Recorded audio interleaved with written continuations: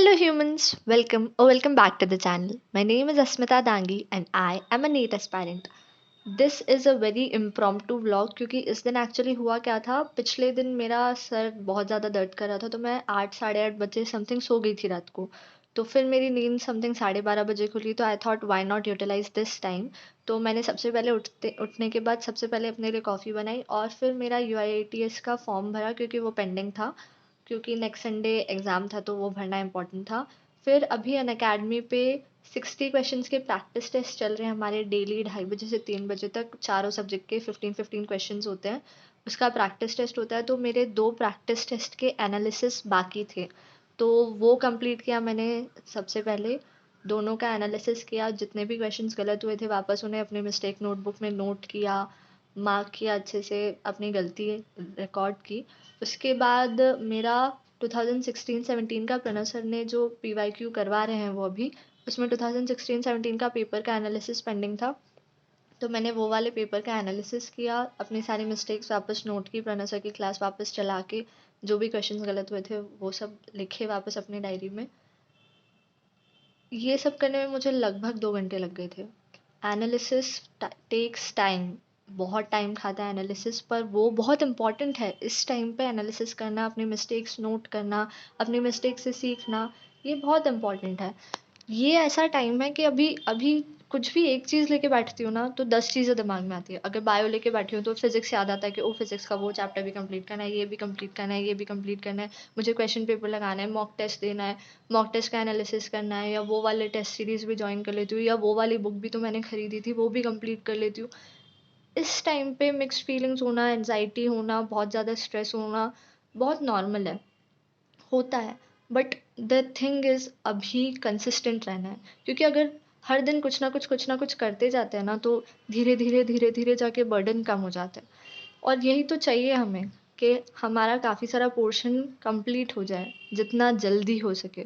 तो अभी syllabus completion करना, मॉक टेस्ट देना, मॉक टेस्ट का एनालिसिस करना, अपनी गलतियों से सीखना, ये सब कुछ चीज़ें हैं जो लास्ट टाइम पे हमें सिलेक्शन के बहुत ज़्यादा पास लेके जाती है। वरना इस टाइम पे लापरवाही करना कॉस्ट यू अ लॉट, बहुत ज़्यादा महंगा पड़ता है इस टाइम पे लापरवाही करना। तो मैं भी ट्राई कर रही हूँ कि मैं अपनी गलती एनालाइज करूँ, ज़्यादा पेपर्स दूँ अभी। ये सब करते करते मुझे लगभग 2 घंटे लग गए थे, ढाई, हाँ समथिंग 2 बज गए थे। मैंने सारे अपने एनालिसिस की।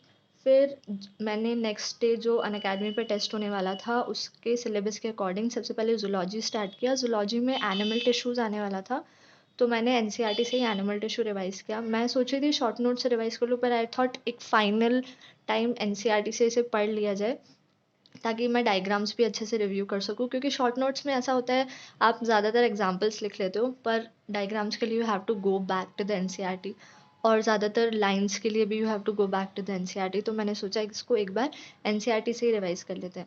फिर बॉटनी में आ रहा था मॉर्फोलॉजी। मॉर्फोलॉजी में भी हमारा अभी प्रैक्टिस टेस्ट में कम चंक आ रहा है, पर मैंने मॉर्फोलॉजी पूरा ही कंप्लीट कर लिया था रात में बैठ के।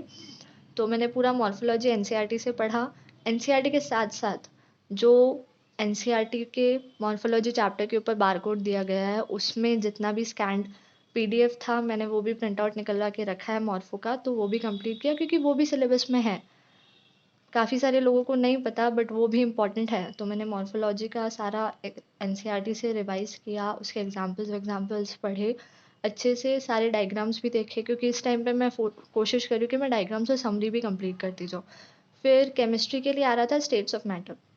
स्टेट्स ऑफ मैटर मैंने अपने शॉर्ट नोट से रिवाइज़ किया था, उसके लिए मैंने अपने प्रॉपर नोट्स नहीं खोले थे, और उसके बाद सीधा मैं PYQ लगाने बैठ गई थी। PYQ में अराउंड 60 क्वेश्चंस थे, बट स्टेट्स ऑफ मैटर के क्वेश्चंस काफ़ी ईजी और डायरेक्ट आते हैं, तो वो मेरा हो गया था लगभग आधे घंटे में। मैंने 60 क्वेश्चंस लगा लिए थे, पर उसके साथ साथ मेरे काफ़ी सारे थ्योरेटिकल क्वेश्चंस गलत हुए थे, क्योंकि स्टेट्स ऑफ मैटर ऐसा चैप्टर है वो आपको थ्योरी में घुमा देता है कई बार, कि ये इंक्रीज़ हुआ, ये डिक्रीज़ हुआ तो क्या इफ़ेक्ट होगा, इसके इंक्रीज़ होने का क्या इफ़ेक्ट होगा। तो उसके काफ़ी सारे क्वेश्चंस गलत हुए थे, तो मैंने उसे अच्छे से एनालाइज़ किया और ध्यान रखा कि अगली बार मैं ये वाले क्वेश्चंस गलत ना करूँ। फिर नेक्स्ट कल के टेस्ट में आने वाला था फ्रिक्शन। फ्रिक्शन मुझे आता था काफ़ी सारा, बट जो फ्रिक्शन के वो वाले सेक्शंस होते हैं ना, पुली वाले या फिर इनर्शिया वाले, वो वाले क्वेश्चंस मुझसे बन नहीं रहे थे या फिर मुझे रिकॉल नहीं हो रहे थे।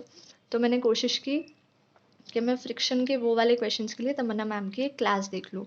तो मैंने यूट्यूब पे तमन्ना मैम की फ्रिक्शन की क्लास सर्च की। वो अप्रॉक्स 1 घंटे 1 डेढ़ घंटे की क्लास थी। तो मैंने उस क्लास से फ्रिक्शन का काफ़ी सारा चंक वापस से रिवाइज़ किया और फिर मैंने फ्रिक्शन के क्वेश्चंस लगाने की कोशिश की।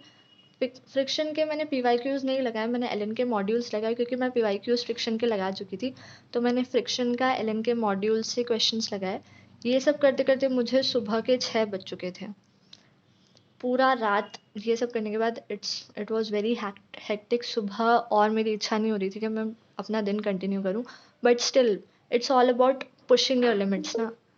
तो मैंने कोशिश किया कि मैं अपना सिलेबस तो कंप्लीट करूँ। तो मैंने फ्रिक्शन का वाला लेक्चर कंप्लीट किया। सुबह के 6 बजने के बाद फिर मैं बाहर वॉक पे गई। मैंने वॉक किया समथिंग आधा घंटा और फिर बाहर से नाश्ता लेके आई थी मैं, पोहा नाश्ता किया। फिर मैं वापस आके फ्रिक्शन के जो क्वेश्चंस बच गए थे वो वाले क्वेश्चंस की। ये वाले दिन ऐसे होते हैं ना कि you have to push yourself काफ़ी ज़्यादा, क्योंकि नॉर्मली हम लोग क्या करते हैं, जो पहले के दिन होते हैं नीट के प्रिपरेशन वाले, we have a fix targets कि अच्छा चलो ये कंप्लीट कर लेते, ये कंप्लीट कर लेते, ये कंप्लीट कर लेते हैं और सिलेबस हो जाएगा। बट ये वाले दिन ऐसे होते हैं कि आप जितना अपने आप को पुश कर सको, दिन से 1 घंटा भी खींच सको अपने लिए, तो बहुत बेनिफिट करता है वो 1 घंटा, डेढ़ घंटा आपको।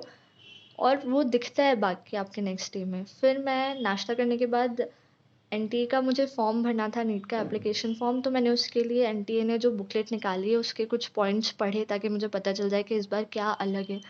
मैंने कोई यूट्यूब वीडियो नहीं देखा उसके लिए, खुद जाके पूरा एनटी का बुकलेट जो उनने निकाला था वो पढ़ा और जो जो डॉक्यूमेंट्स चाहिए थे मुझे वो सॉर्ट कर लिए ताकि मैं उस दिन फॉर्म भर सकूँ। इसके साथ साथ फॉर्म मैंने फिल करने के बाद मैं गई क्लास जाने के बाद पूरा क्लास अटेंड करने के बाद मैंने टेस्ट दिया। Test was pretty okay. मेरे 240 में से 195 समथिंग मार्क्स आ रहे थे, विच वाज ओके। फिर क्लास से वापस आई मैं अराउंड 4 साढ़े 4 बज गए थे क्योंकि वहीं बैठ के हमने टेस्ट का एनालिसिस कर लिया था। 4:30 बजे मैं क्लास से वापस आई। फिर मैंने थोड़ा सा फ्रूट्स खाए और फिर उसके बाद मैं 5 बजे प्रणव सर की क्लास करने बैठ गई, जो कि पीवाईक्यूज करवा रहे हैं वो। तो this was pretty enough of my day. अगर मैं और आगे का बताऊँ तो मैंने फिर 9 बजे वाली प्रणव सर की क्लास की थी और फिर मैं जल्दी सो गई थी क्योंकि बहुत ज़्यादा नींद आ रही थी। This was pretty enough of my day. और ये दिन बहुत ही मतलब मेरे स्केड्यूल जो नॉर्मल स्केड्यूल रहता है उससे काफ़ी हटके था। I hope you like this and do like the video, share the channel and subscribe the channel. Bye.